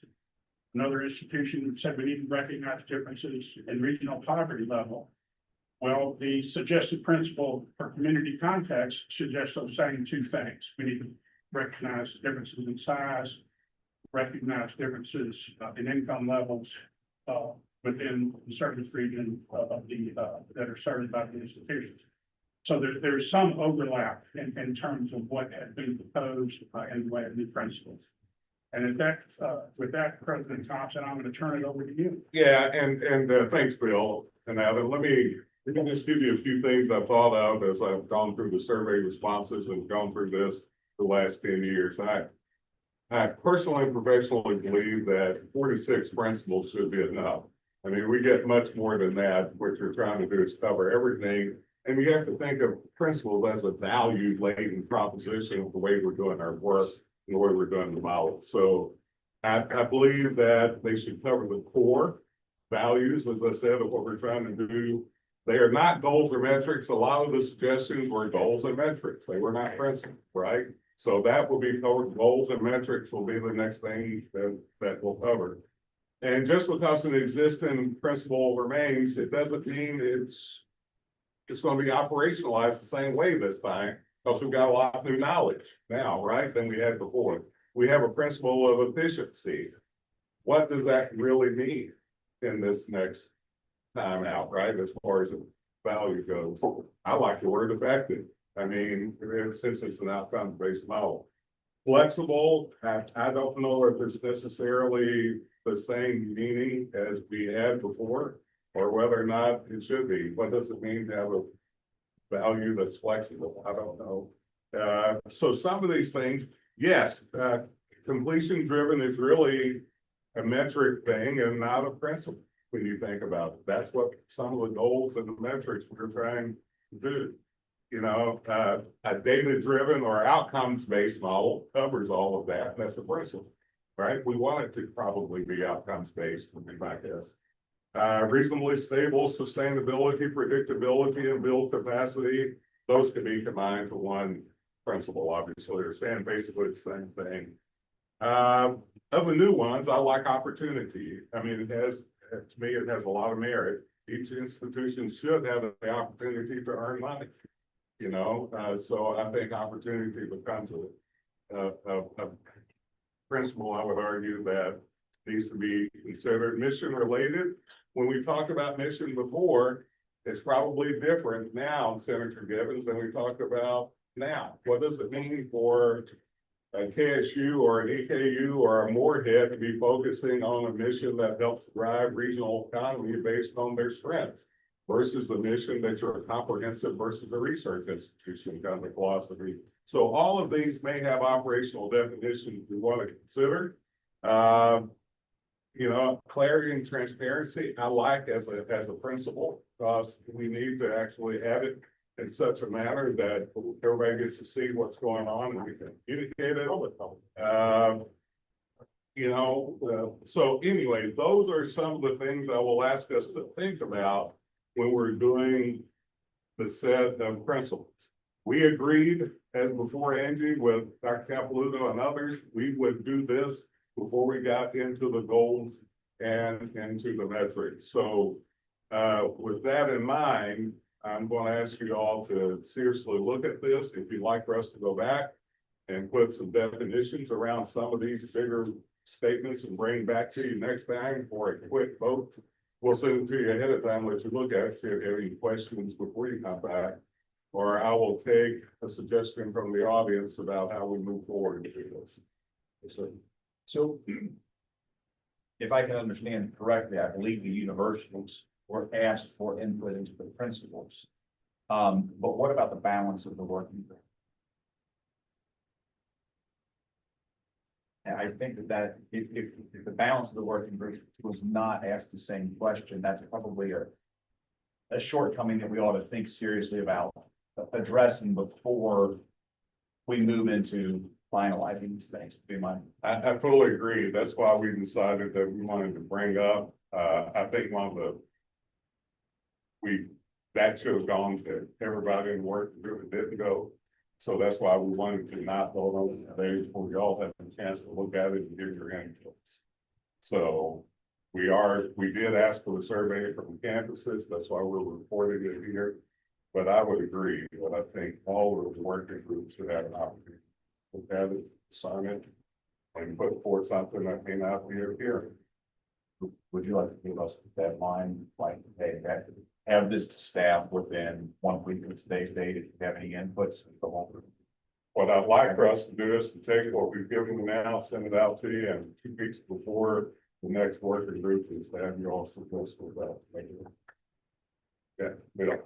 Just a question, President Thompson, Greg, that Adam and I discussed whether or not we should send out that survey to the legislative members of the working group.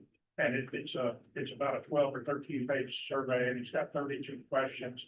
Some of the questions we felt like only the institution, the campus presidents and their staffs would be able to answer. But we do feel like it's important to have input from the entire body in terms of suggested changes in any existing principles, any new principles, and on the goals, especially the goals for the funding model. Would it be appropriate for me to suggest that maybe we could pare down the survey and focus on those principles and on those goals and any other questions that might be useful for the other members of the working group, and get that out, as quickly as we can? I will ask the audience. Yes. I have a suggestion. I don't think I need a survey.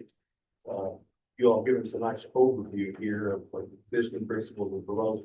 I would just like to react to it. Anybody disagree with what Secretary Hicks saying? Would you all like to have a survey, or would you like to respond to what you have already?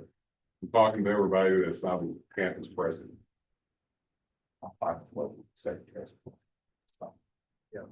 So why don't we do that then, if that's okay? We will send to you what we have at the latest. I would like to have it the Friday before, well, 2 weeks before the next working.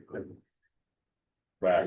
You're gonna send us basically this, And we have some other information we'll send along with and it. then we're supposed to write back with our suggestions or tweaks. That's correct. Okay. Additions, deletions, Yeah. proposals, all of the above. And All of the above. if I can review, and what I think you shared with us gave me some structure. From the responses the universities made. The first page, no changes were suggested to these principles. I think by chance, maybe it lined up this way, or by purpose it did. So on completion driven, easily communicated, data driven, flexible, allow appropriate exclusions, efficient, there were no suggested changes by the survey respondents. The next page has mission sensitive, outcomes based, reasonably stable, sustainable. There were suggested changes made to those based on what I heard. And then new suggested principles are listed below. And then Aaron, and I concur, or I wouldn't be repeating what you said. Look, we could have 48 pages of principles if we wanted, but 6 to 8 principles is probably enough. I think it's plenty. It's probably enough. Now, to help me know, 3 meetings from now, when we're deep in the weeds negotiating a data question, do I get to pull out the list of principles and say, well, you're violating this one by over supporting that one? Are we going to be that attuned to the principles? Do we get to come back to them and say, hey, we said this early on, but now we're not saying it? Well, I will bring us back to principles if Okay. you don't, because I believe that's what principles are for, right? If we say this is what we're valuing, and then we come with something different, then I think we are negating what we said we value. So just to continue the fun argument for a second, once we start arguing about goals, we get to come back and revise principles so they can align with goals we think we want. That wasn't the original way that we were going to do business. Okay. We were going to say, what are we valuing at the statewide level, with each of us putting in our small hats to the big hat? We need to be a little careful in choosing these things. That's who do. Okay. Well, then they need to be very broad. Language. And principles should be fairly broad, Correct. by the way, because you have to, Some of these Yeah. suggestions, some of the ones we even have currently are not that broad, like the complex driven, it says earned credit hours. Well, if we wanted to change that model, it wouldn't necessarily go with that principle. well, and that's why earned credit hours isn't a principle. Well, it is currently. I hear you. That's what I'm saying. There needs to be looked at and changes, because you think we're earning credit hours, that's really a metric. Yeah, that's actually getting into. That's so, But that would contradict what you just told Senator Gibbons, wow. because if we wanted to, we would have to go with the way the principle is, and if we started tweaking it, that wouldn't go with the principle. No, but we're asking you to look at it and tweak it. Cause I want to tweak I some think of your the first current suggestion is gonna be to strike earned credit hours. Well, I mean, I think we ought to go towards Yeah. degrees. Personally, I think that ought to say degrees instead of earned credit hours, because if we're going towards completion and pushing people towards degrees, then I'd be towards degrees, I'd earn credit hours. Well, that's right. That's why some of these suggestions are really metrics and some are goals and not principles. So the way I like to say it is principles is big, broad. I mean, if you think of a funnel, principles are up here. There's your values. Then it's going to come down slower to what goals then do we want to pull out and push that comes out of that value system that we have. Then the next thing will be looking at the strategies or metrics to be able to measure it, right? And then the next thing is getting funded based on that. But for me, I think we have to be very broad, and I appreciate you actually bringing this up. In principles, we have to be fairly large, fairly broad, and not let it be a metric.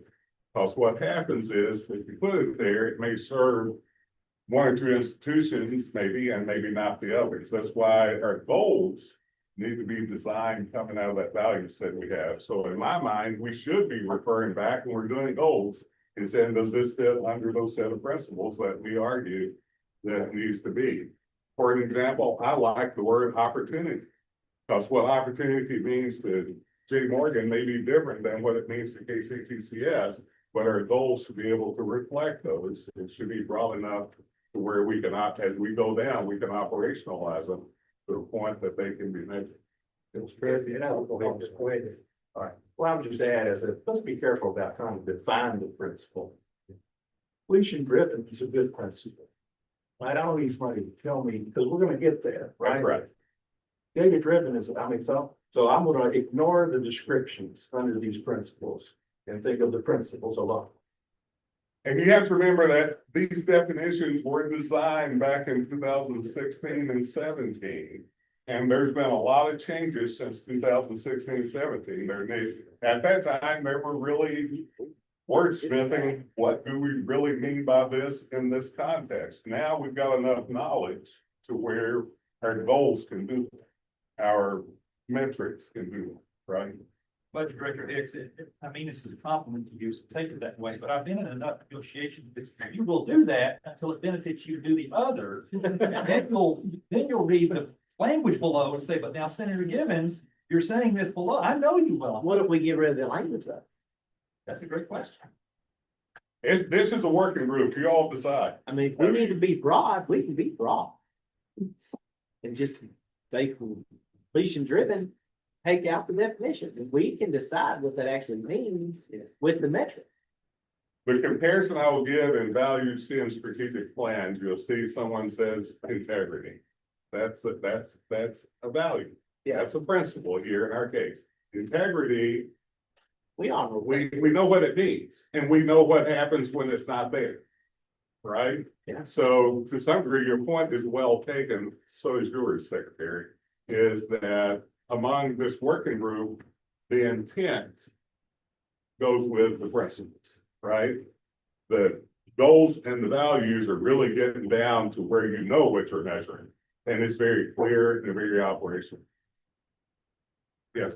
I'll just, since I was there in 2016, I'll share with the group part of the rationale for the completion driven principle was that a lot of other states were recognizing credit hours attempted.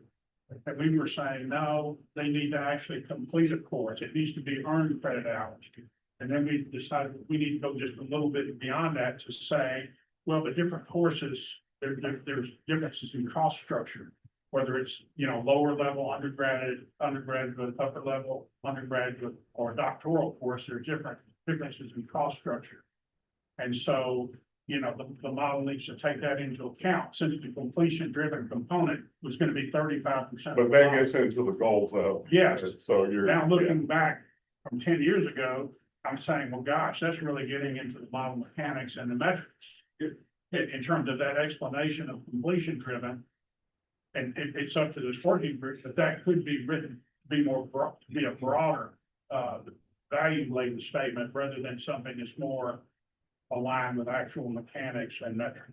So you made an image here in my mind, and not to say that, we should or shouldn't have a description behind, but when we started driving the car in 2016, we didn't need a rear view mirror because there was nothing behind us to look back at. Today, we do have the benefit of a rear view mirror, and maybe that's an argument for we might not need some level of detail we have below. It's, we know what we're carrying with us, what's in it. Which is fine. Yeah, and it's clear to me, though, that we got a lot of goals and metrics mixed up with what principles are. And then so often we refer back to a goal or a metric and not the principle. So for me, that's getting to the question Person Wall posed. I think you all need to come back and make clear exactly the statement or the goal or the principles or that you have and why you're pushing that. President. Yes, sir. If I could put us in reverse for a minute, just back up a little bit. Whether we're talking about principles, goals, or metrics, I think we need to keep in mind. All of these need to align with this question. What is it the Commonwealth of Kentucky needs to accomplish or wants to accomplish through this performance-based funding? That has to be all of this. It's not just a funding model. This is a workforce development model. This is improving quality of life model. This is an economic development model for our state. So whatever principles we have, whatever goals we have, they need to align to what is it we want to accomplish with this. We're spending taxpayer dollars on this. And so it needs to, I'm just gonna put that, and I'm gonna, I just came back from NCSL, so I represent the school and I serve on the higher education task force for NCSL. And the meeting on Sunday, we're talking about how you define value. People have different, some people will say strictly ROI, a lot of different components of this. But what value does this model bring to our citizens, to our future students? So just backing that up a little bit, and we'll work out what the guiding principles are, but I want us to remember, whatever we do, we need to understand what it is we want to accomplish. Well, as you let me respond to that with what I believe still holds true and what we need to be thinking about down the road when we talk about goals and metrics. Yes. And that's the only way I think I can respond to that. 60 by 30 still matters. That's our North Star. And I'm going to argue, let's not forget about that. We're not there yet, but you have to understand society is still going to change. The economy is going to change, and we may need to get in our next edition something more than 60 as an example, but still that's our North Star that we're not there yet, right? The second thing too is ultimately in that North Star, as we argued at the time we put it together, that this was about educational attainment mattered, that the more degrees or certificates or outcomes we put on the table would increase the opportunity for people to go into the workforce and earn a livable wage, and then would actually increase the economy of the state of Kentucky and sustain a good economy. That argument has been shown to be true, by the way, in our previous 10 years. Let's not forget, we're at 56%. And those people that are getting those degrees are not going on Medicaid and they're not going in prisons. They are actually working and paying taxes. So ultimately down the road, you're going to hear me from giving you a hint. I'm actually going against exactly what I told my staff again.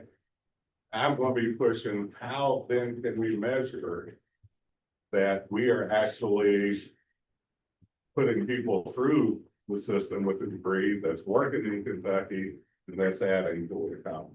That could be a possible metric, right, to go to that. But I'm still going to put forth as president of CPE now as working group chair, that let's not forget about 60 by 30 and what the intent of what that really is our North Star.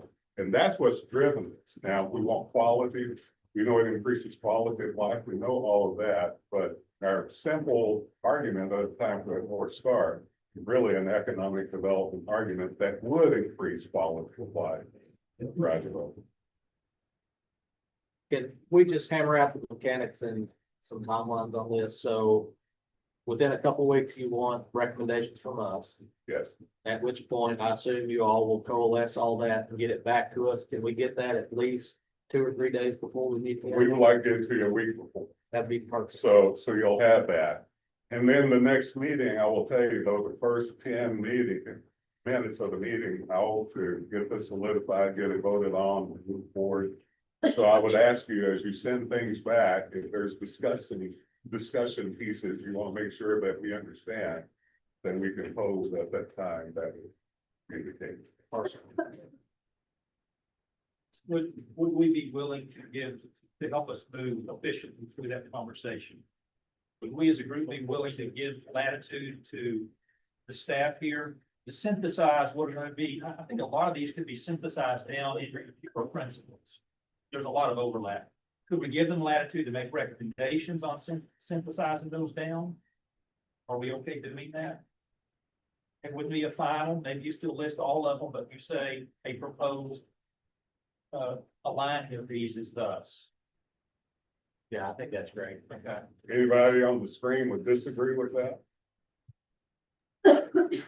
I got a comment. I wouldn't disagree. But just looking forward a little bit, do we think 10 minutes is going to be enough time to discuss and agree to all the principles of the performance-based funding formula? Is that 10 minutes enough time to discuss that? In the principles, I'm saying 10 minutes, it could take longer, right? You guys determine how far you go. But in the order of it, because what we'll have at the next meeting as a forward look, we'll have people like HCM and other people start talking about what other people have done around the nation around those particular principles. Then we'll get into our goals. And that, what goals do we want to accomplish with the model, right? How do we want to look at that? And then the metrics will be the last part. So the earlier we get the principles decided, the quicker we can get into those things that Senator West, I know you and I talked about around the goals of the model. What are we trying now? What are the goals? You know, how do we, if that makes sense. So I'll say 10 minutes. Y'all can take as long as you want to with that in mind. I'm gonna make an observation for the group.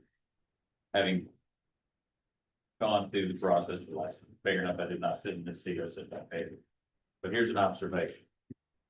Kind of ran this same exercise and got to the end. And the metrics were the last thing we talked about. And we had about a meeting and a half to do that. And there was that's typically where the friction, where the sausage gets made, where let's run this scenario, let's run that scenario, let's understand this scenario. And none of them ran afoul of the principles. None of them.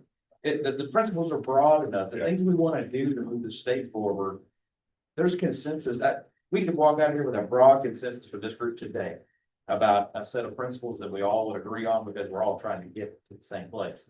It's how we get there. And my fear is we run out of time to really get in, but because as Senator Gibbons highlighted, we've got a lot of data to lean into to understand what has been, how things work. And I think the big question is going to be about how do we want it to work going forward. And so I hope we don't spend too much time on that and have too little time to talk about those parts, because I think there'll be some real deep philosophical things that don't run afoul of the principles that will be tied to how we measure success. What I'm hearing you say, I agree completely, but what I'm hearing you say is you want to make sure that the fourth quarter has enough time in it. We've got to do quarters 1, 2, and 3 to get to the fourth quarter, but you sure don't want quarters 1, 2, and 3 to be 30-minute quarters and quarter 4 to be a 15-minute. Yeah, that's a good point. And let me be clear, it's my goal as a chair is to get us into the next meeting. To start the meet, we have to start because it's August, you know, so we have to start the meet, and that's when we'll have people say what's happening around the country. Here's the different models, but we have to start discussing meet next month. I mean, go, yes. I've heard this group discuss that we want the legislators in the room to provide their feedback on principles, maybe within the next couple of weeks. Can I suggest, since we've already got feedback from all campus presidents on the goals, the existing goals, whether there should be any new ones, we might ought to get their feedback on the goals at the same time. Absolutely, we can do that. We got time to discuss some of this now, by the way. You know, Say, we've got time now to talk about these principles. I think, Bill, I think goals feedback would be great. But I may need a little primer on goals, because we've done a really good primer on principles. I may need a little primer on goals before I give feedback on goals. Yeah, and in the survey that we sent out to the institutions, we basically said, here are all the goals as they currently exist. Are these still the right goals for the Kentucky, funding model moving forward, or should they be changed in any way? And what, if any, new goals? And I think Representative Tipton, talking about workforce and the economy. I mean, he's identified some areas where you might want to have a principle that's broad in that area, but you might want to have specific goals related to work or return on investment. That's why we would love to hear from, the policymakers in the thing. we want to hear from all and very good. Yeah, I was just gonna say, maybe, great conversation today, but maybe we could even send it out to the institutions again, because now that we have a context of where this conversation is taking us, maybe we can provide, again, feedback in that 2-week period on goals. And, I think my own observation would be, we can't have 20 goals, right? And, maybe we should be thinking about what would be 6 to 8 ones that would crystallize some of the concepts we've heard today, so that, that could be also a goal, that we don't have 20 goals, so that we would have a small number that are broad enough to get us to the point then when we start to get into the goals and then metrics that will. I will tell you by September, or the September meeting, we need to be, our hands need to be so dirty. And coming up with the conclusions of this, so next month, we really need to have all of what I call the infrastructure, the principles, and then really deep into the goals. Because y'all are gonna want to spend the last quarter on arguing with the metrics. You really want that, Travis, you want. No, I'm just saying, we need to be careful on, we need to make sure that we have discussions about different actions that you all are gonna take in this meeting. I mean, we can give you information, prompt your thoughts. Just for open meeting purposes, I want to make sure to caution everybody that we need to have those discussions here. And not just us gathering all the feedback and then bringing for them, basically synthesizing the discussion and bringing something to you guys. Just want to make sure that we're straight on that. And also, we'll take this time to potentially, we've got a little bit more time to get some feedback already. If we're going to give staff and give you something to react to eventually, try to move this along. I'll give you some. Go ahead and start talking. I think it's gonna have to go broad. I think the real fight, the Senator Gibbons' point, or conversation, whatever adjective you want to use, gonna be in the fourth quarter around the percentages of those metrics. That's where the money is. That's where it's distributed out.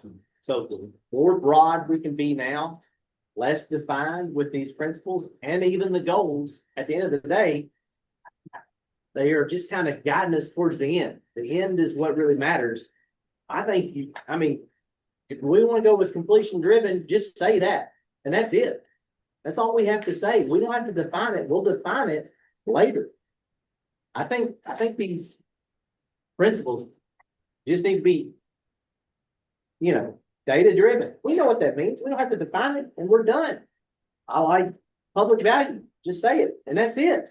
We don't have to define it. I think they just need to be 2 to 3 words and that's it.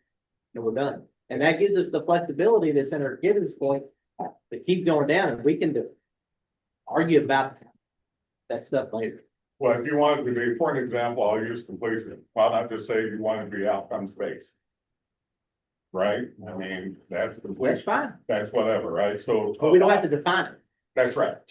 So what's gonna happen, your point to me is well taken. I'm gonna open it up so we can have some more discussion. What's gonna happen is by next meeting, some of you are already thinking about goals. We got to get that out on paper and listen to y'all talk about it. Last couple of meetings should be heavily around finalizing those goals. I'm talking about September, October, or November, we got 3 of them. So should be finalizing those goals and really get down to the metrics, how we want to do that, because that's where you get to the operational piece, right? That everybody at the table really wants. While at the same time, I think we need to understand what are the values by which we're arguing all of these points. And that's kind of where we're at, so, Can I take a point of clarification or something we talked about earlier, the transparency concept.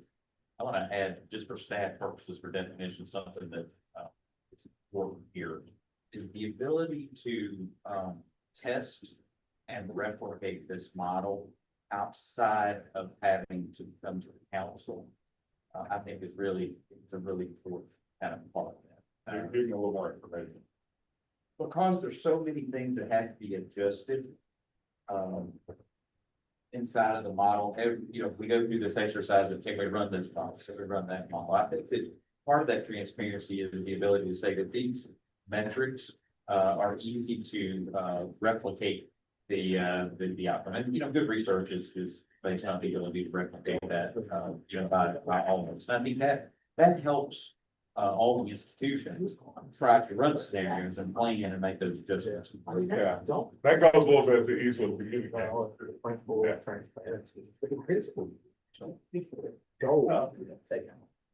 President Morgan leaned over and made a really good point to me, and I think this is one I'll make to my colleagues that are elected, are elected, and Director Dixon mentioned you in this conversation too.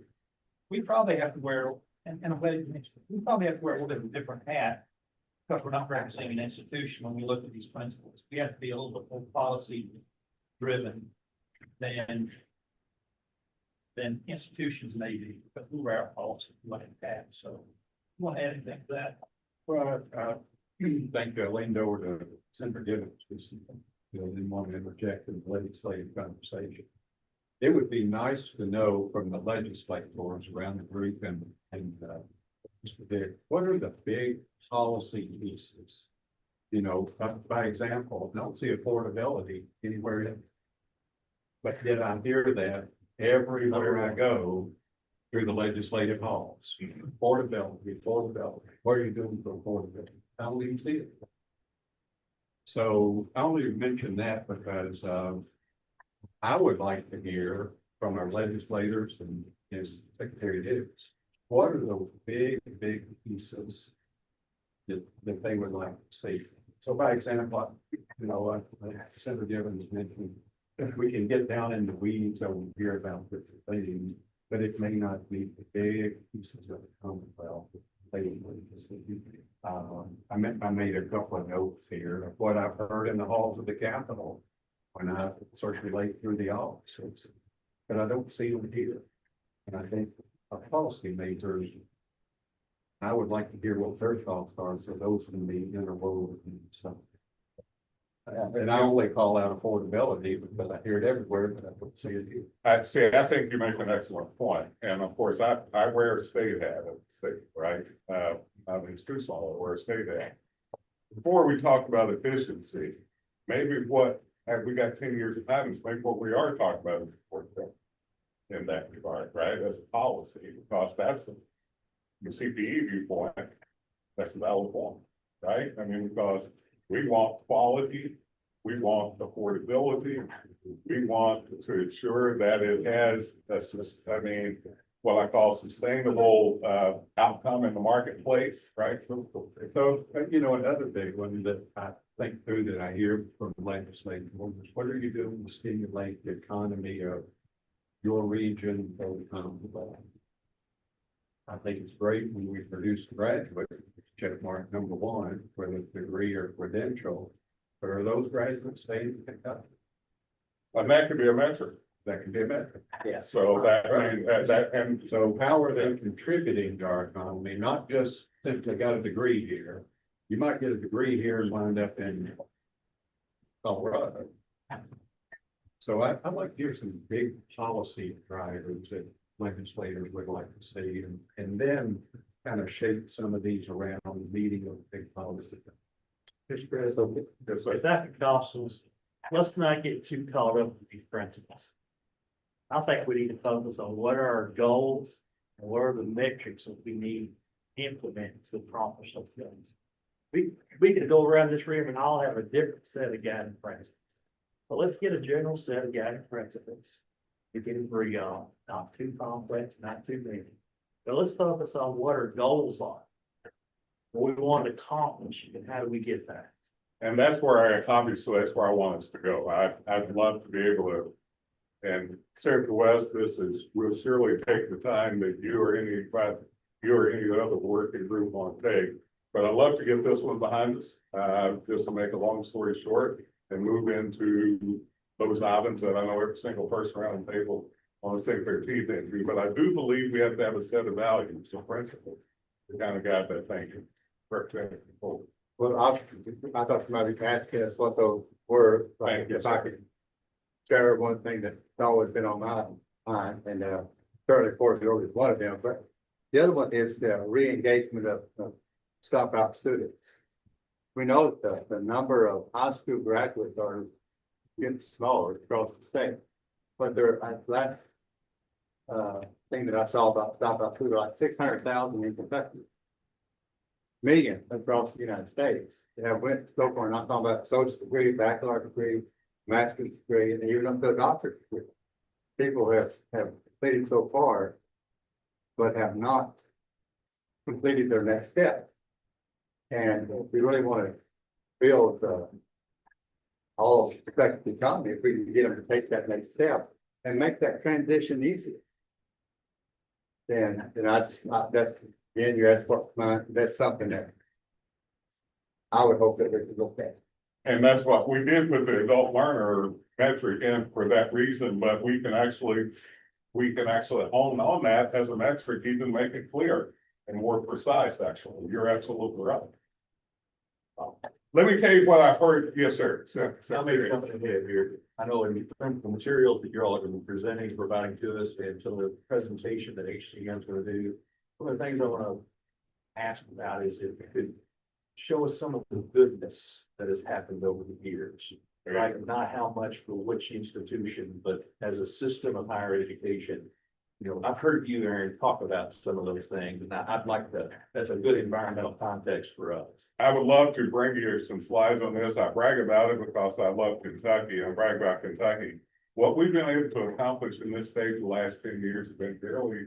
Ask other states who keeps inviting us as representative. I mean, how many places have we been where we hear that? You know, we're not Kentucky, but we're trying, you know, is the philosophy. I think we need not to forget, Secretary Hicks, the accomplishments that we had. Yes, we want to do certain things for this model. We think everybody should be able to participate, but we don't want to forget what we've accomplished. I mean, how long it's time. Now, has that been the model alone? No. It has been good strategy. It's been what the campuses have done, even when they didn't have it. It's been using your resources when I've been a knucklehead, not giving them all the tuition they want and all those other things. But I do believe it's I would love to spend a few minutes just to let everybody know exactly where we're at. So we don't forget that as we think about it all. So we're going to send to you, right, Bill and Adam, we're going to send to them those items. Well, we can send you some information on this. Again, my fear is I don't want to gather up everybody's thoughts, but since that discussion needs to happen in the meeting. So I'm a little hesitant to gather all that up and then redistribute it to folks. We certainly have a set of principles, that we have provided and some suggestions. We can send something around to sort of gather your thoughts around those and have ideas to bring back to the next meeting. And we can even come back with some suggestions based on what we've heard today. And what I don't want to do for open meeting purposes is to gather up all your thoughts and then come up with something, because that would essentially be a discussion that needs to happen here. So that's my only concern with gathering up information and sending it about around everybody to see. So, I mean, could we do something to where we'll say, you already have a copy of what is the current principles and some suggestions. Maybe send something around, some prompts and thoughts about what some principles should be. And then we come back and we come up with a suggested list of principles for you all to react to. And then we have that discussion at the start of the next meeting. That sounds. I'm fine with what you're saying. I think the only step you're taking out of the equation, if I'm hearing you correctly, is you're not comfortable because of legal constraints of sending back to us the synthesized list. That's right. You're more comfortable providing a synthesized list at the next meeting, at the start of the next meeting, but not sending it back to us. Right. I think I'm fine with that. Yeah. And I think the conversation about the 10-minute time frame is good for us because we do need to be efficient. Would it be possible to see what the universities have already submitted? I didn't see it in the meeting material. Yeah, we gave it to you. That's the census The item. link that we're gonna provide to the resource materials, if you look down that bulleted list on that slide I was at today, it's the actual survey itself, the blank survey, but we're gonna have every institution's completed survey out there for everyone to access. Thank you. So I want to tell you then what I'm going to do for the next meeting. Everything I've heard, and we'll do the stuff that Travis just mentioned. I have a good sense of where people are going. I will get with the team, and if it's okay, I'll come up with a 6 to 8 item. We can bring it back. We can discuss it. And then vote on it. I mean, what you don't want or what you want to change or whatever. I'm going with, first of all, a little bit of what said earlier needs to be brought, and they can fit the goals and the metrics inside. If that's acceptable to this work group, that's at least what I will do for the next meeting for us. That seem fair? I will say, as I get ready to call close to this meeting, I would want everybody to be aware, we will be putting stuff out there for everybody to read, for everybody to see, to ask that you do it, for efficiency's sake. Because we do want to get into heavy meat. Starting next time, we'll have the consultants here. We'll let you know what's going on in other states that will prompt some of your thoughts. And obviously you will already have discussions about certain goals. The meeting after that, we have to really be down to some strong nitty-gritty moving forward and get some stuff fairly soon on paper. Then for us to discuss and decide exactly where we're going to go for a set of votes. Any other item to bring to this work group or all there? Thank you all for showing up. Everybody on the screen, good to see you. See you next time. Good seeing you, Bob.